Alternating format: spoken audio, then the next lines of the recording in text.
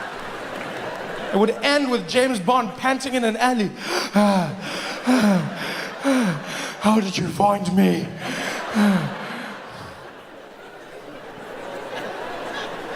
We would lose so many epic scenes.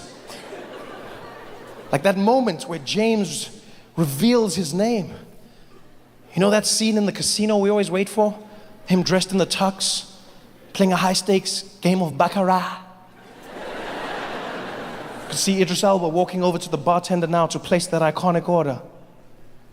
Bartender, I'll take my martini shaken, not stirred. The name's James Bond? I know.